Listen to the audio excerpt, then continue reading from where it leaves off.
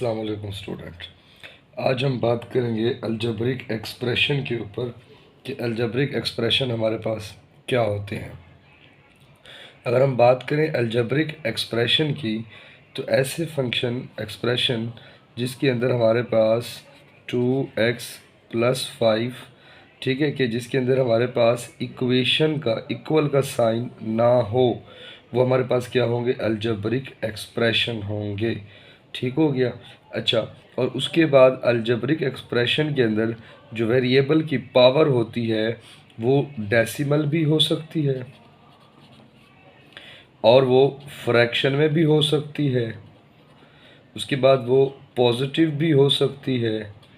उसके बाद वो नेगेटिव भी हो सकती है। ठीक हो गया। अलजेब्रिक एक्सप्रेशन के अंदर जो 4.1 एक्सरसाइज है उसके अंदर यही अलजेब्रिक एक्सप्रेशन और पोलिनोमियल एक्सप्रेशन पूछा गया है। ठीक हो गया। अब ये बात आपने हमेशा याद रखनी है कि जब अलजेब्रिक एक्सप्रेशन के अंदर हमेशा जो पावर होगी वेरिएबल की वो एक तो डेसिमल में भी हो सकती है, फ्रैक्शन में भी हो सकती है। ऑब्वियसली अगर वो फ्रैक्शन में है तो इसका मतलब वो डेसिमल में भी हो सकती है डिवाइड करने से। ठीक है, पॉजिटिव भी हो सकती है और नेगेटिव भी हो सकती है। लेकिन जब हम बात करते हैं इसके पोलिनोमियल फंक्शन की तो वो हमारे पास क्या होता है, पोलिनोमियल फंक्शन। पोलिनोमियल फंक्शन के अंदर या जिसे हम पोलिनोमियल एक्सप्रेशन कहते हैं। एक्सप्रेशन क्या होता है, मैंने अभी बताया कि ऐसी आपके पास एक जो है ना वैल्यूज़ होती हैं जिसके अंदर इक्वल का साइन नहीं होता। ऐसी वैल्यूज़ जिसके अंदर इक्वल का साइन ना हो वो हमारे पास क्या कहते हैं, उसे हम एक्सप्रेशन कहते हैं। क्या कहते हैं, एक्सप्रेशन। अब देखिए पोलिनोमियल फंक्शन के अंदर ये शर्त रखी गई है कि इसकी जो पावर होगी वो हमेशा होल नंबर होगी। अब होल नंबर से क्या मुराद है, हमेशा जो होगी वो ज़ीरो भी हो सकती है, 1 2 3, मतलब ये हमेशा होल नंबर पॉजिटिव होगी। ठीक है, ये इसकी क्या होगी, पावर होगी। और जो अलजेब्रिक एक्सप्रेशन था उसके अंदर हमारे पास ये फ्रैक्शन में भी हो सकती थी, पॉजिटिव भी हो सकती थी और नेगेटिव भी हो सकती थी।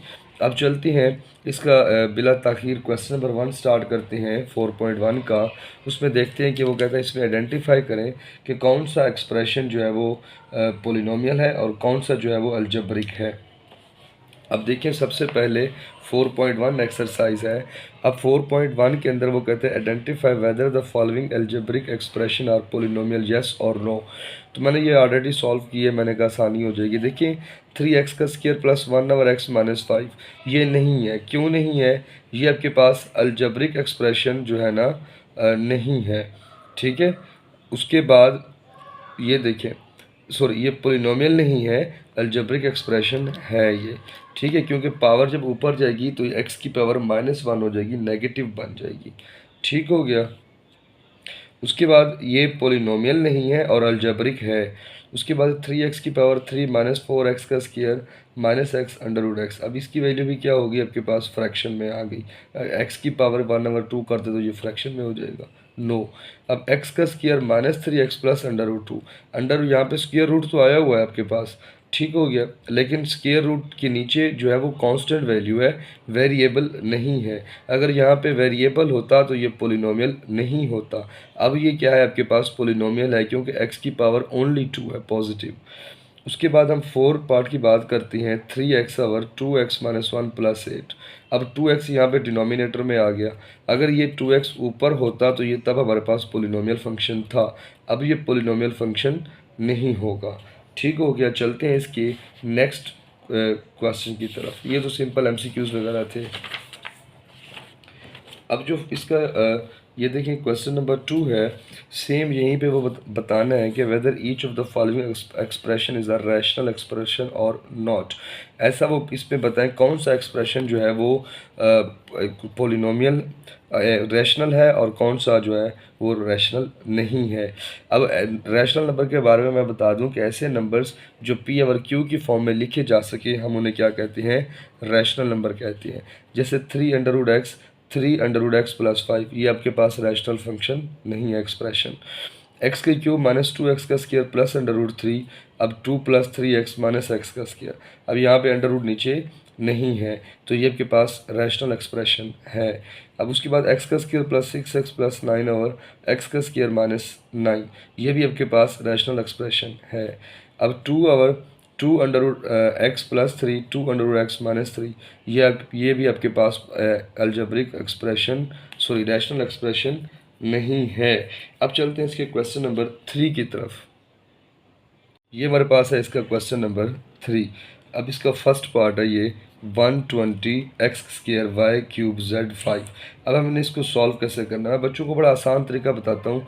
देखिए यहाँ पे एक ज़ीरो इस ज़ीरो से क्या हो गई, कैंसिल। 3 1 दा 3, 3 4 दा 12, यहाँ पे आ जाएगा 4।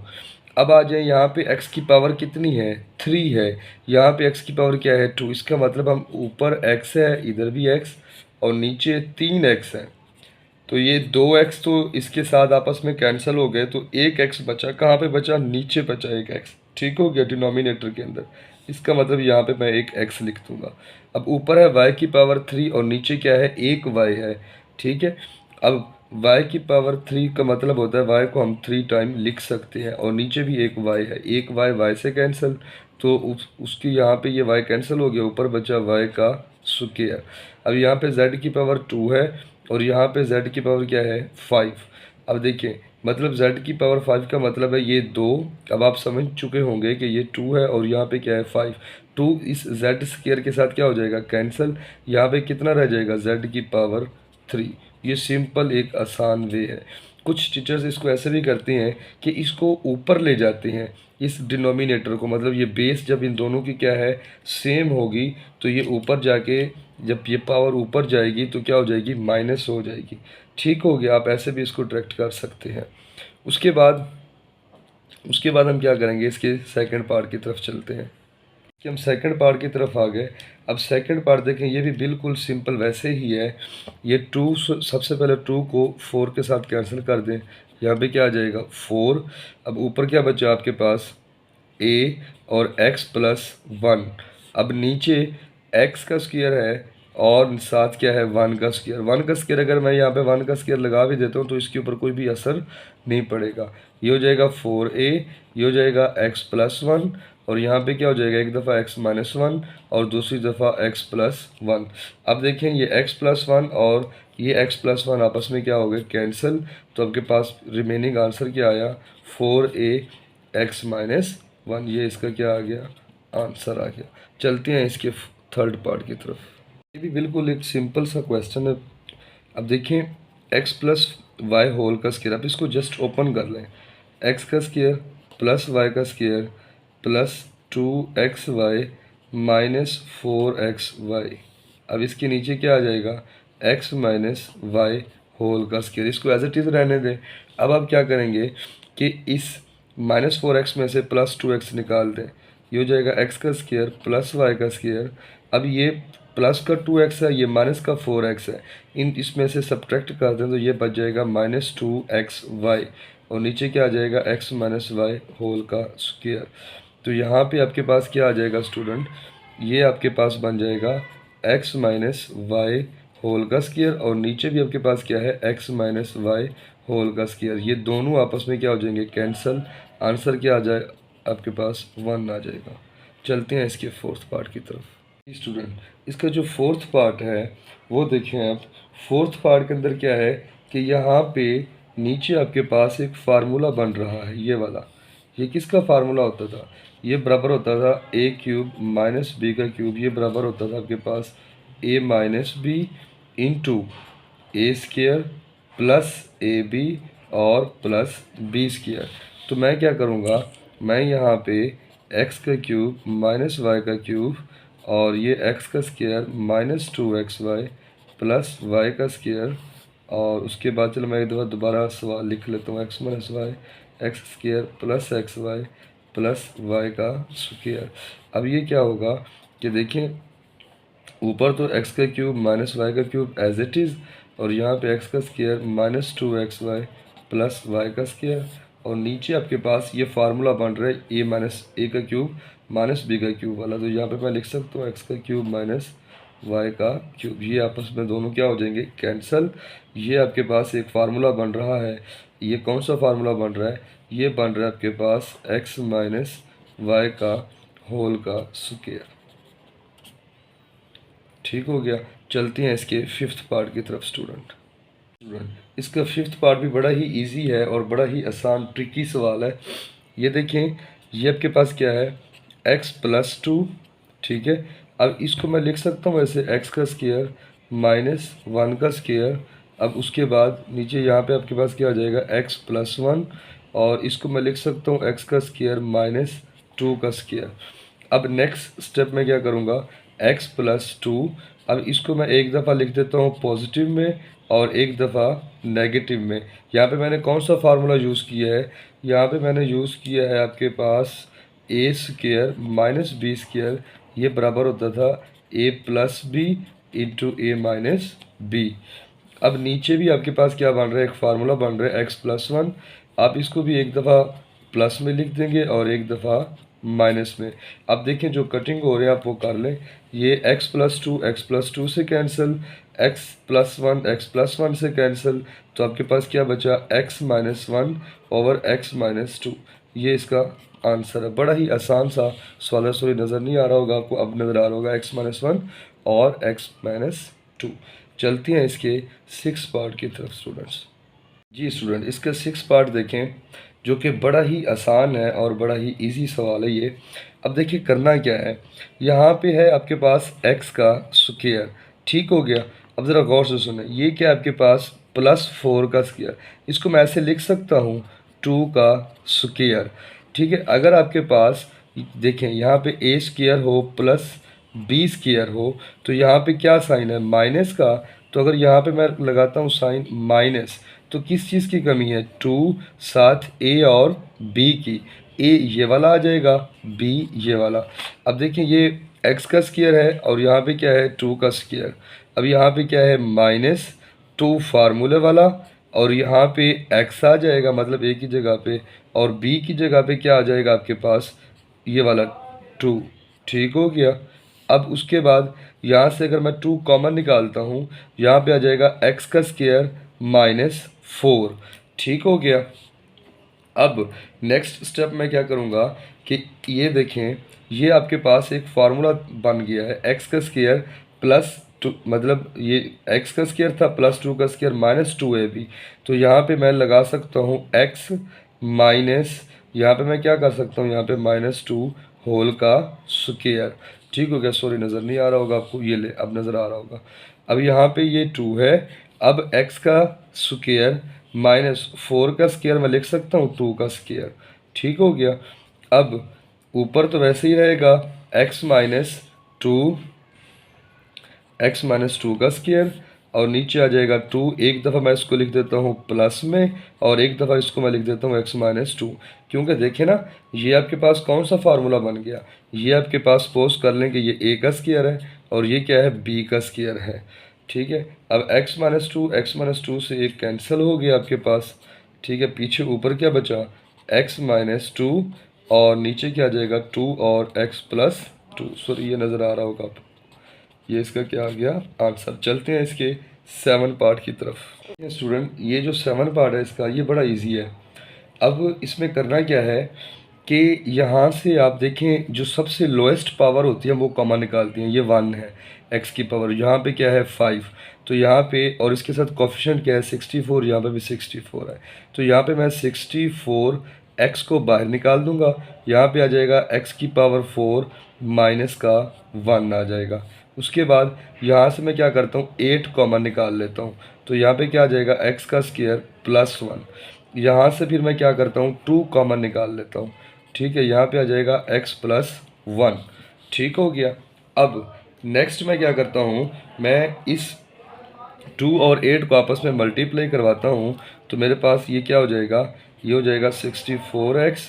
अब यहाँ पे मैं लिख सकता हूँ ऐसे x का स्क्वायर, फिर इसका भी क्या हो जाएगा स्क्वायर, माइनस यहाँ पे क्या आ जाएगा 1 का स्क्वायर। अब उसके बाद नीचे 8 और 2 कितने हो जाएंगे 60, यहाँ पे बच जाएगा एक्स का स्क्वायर प्लस 1 और यहाँ पे हो जाएगा एक्स प्लस 1। ठीक हो गया। अब नेक्स्ट मैं क्या करूँगा, नेक्स्ट मैं ये करता हूँ, ये देखें ये आपके पास ए का स्क्वायर है और ये क्या है बी का स्क्वायर है। तो मैं क्या करूँगा 64x, इसको मैं एक दफ़ा पॉजिटिव में लिख दूँगा और एक दफ़ा इसको मैं क्या करूँगा नेगेटिव में लिख दूँगा। ठीक है। अब उसके बाद यहाँ पे ये 16 और 64 को मैं कैंसिल आउट कर दूँगा। चलो मैं ये नेक्स्ट स्टेप में, सॉरी इधर काट लेते हैं, नेक्स्ट स्टेप में इसको हम एक साथ कर लेते हैं। ये अभी नहीं काटा मैंने, इसको मैं दोबारा लिख रहा हूँ।